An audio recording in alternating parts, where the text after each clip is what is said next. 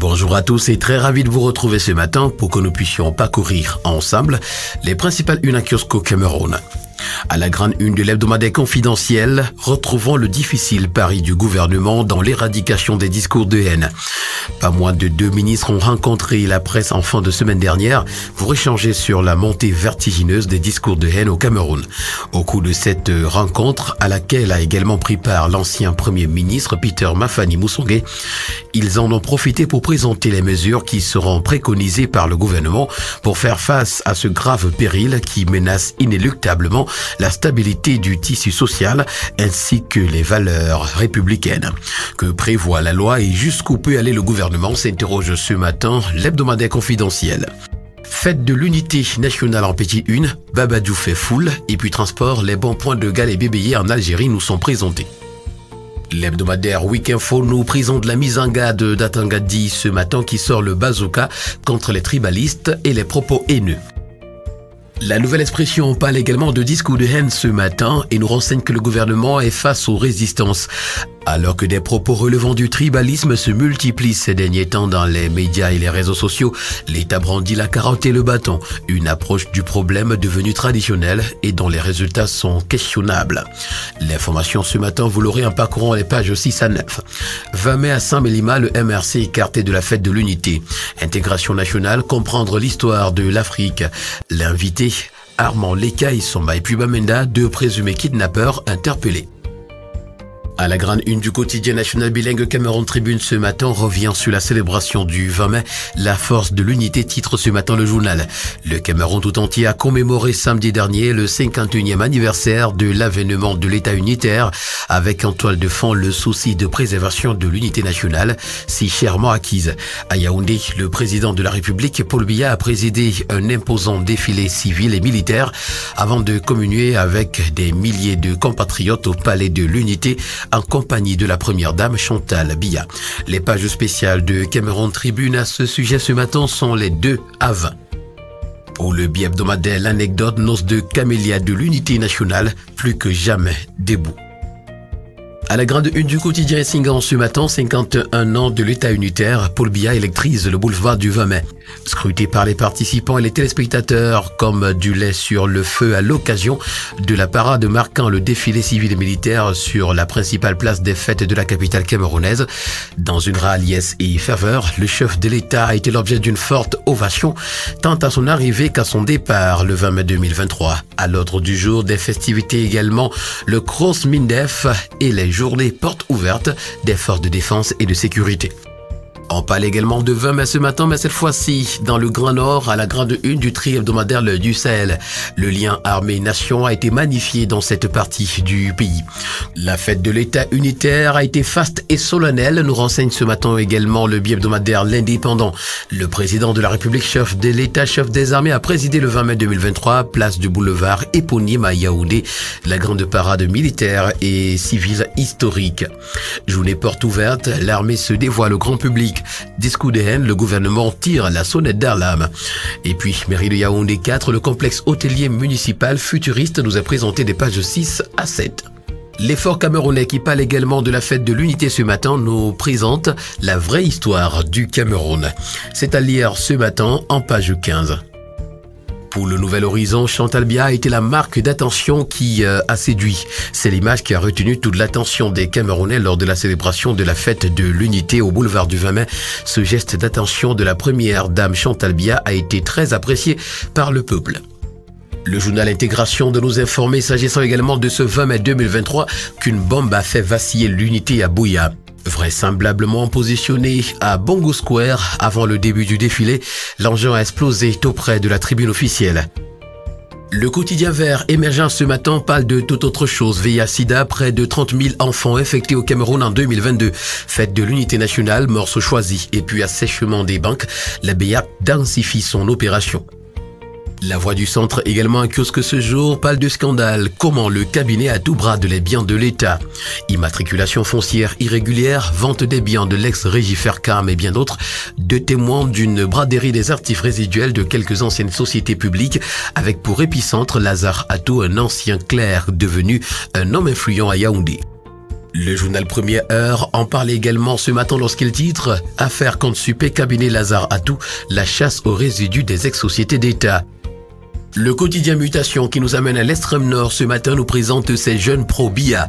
Les ressorts de l'appel de Mokolo pour la candidature du champion du RDPC à la présidentielle 2025 nous sont présentés ce matin en page 7. En petite une ce matin, MTN Elite One, Coton à nouveau champion. Et puis GEICOM 2023, place au concret. La nouvelle qui parle également de décentralisation ce matin, titre GEICOM 2023 en phase avec BIA. Discours de haine, la riposte du gouvernement nous est également présentée. Lazare Atou est-il intouchable? L'information a été retrouvée des pages 9 à 10. Et puis Shelter, les non-dits de l'éviction du Cameroun au poste de PCA nous sont présentés en page 2. Le tri-hebdomadaire Le Soir parle également de présidentielle 2025 et nous présente l'ancien de la jeunesse à Paul Biya. Avec entrain et abnégation, Manaouda Malachi a fait le guide pour les milliers de jeunes. C'était le mercredi 17 mai 2023 au stade municipal de Mokolo dans le Mayo-Tanaga. L'homme du renouveau et ses idéaux tiennent le haut du pavé des préférences. Transport et météorologie, le Cameroun et l'Algérie accordent leur violon. Célébration de la 51e fête de l'unité nationale. La communauté Yezom dit merci au chef de l'État. Et puis Grosse Mindef 2023, Betty Assomo prime l'excellence. Le quotidien de la santé Éco-Santé ce matin parle de la 76e Assemblée Générale de l'OMS, le Cameroun aux travaux de Genève. Plusieurs experts camerounais prennent part aux travaux sous la conduite du ministre de la Santé publique Manaouda Malachi, accompagné de son Excellence Salomon Eyet, ambassadeur représentant permanent du Cameroun auprès de l'Office des Nations Unies et des organisations internationales à Genève.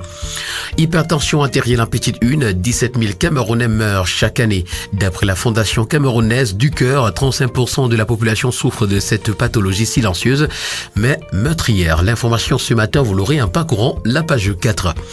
On parle de la guerre aux Nozo ce matin avec le quotidien L'Info à chaud qui nous informe que 50 femmes ont été kidnappées. Au moins 50 femmes kidnappées par les séparatistes amazoniens pour avoir refusé de payer une taxe. L'information ce matin est à retrouver en page 2. L'hebdomadaire Expression politique ce matin parle du MRC et nous renseigne que le parti de Maurice Kamto coule. La récente démission de Sosten Médard Lipote, le conseiller spécial du président du Mouvement pour la Renaissance du Cameroun, vient rallonger une longue liste de démissionnaires de poids ces dernières années. L'évocation nous est proposée ce matin des pages 5 à 7.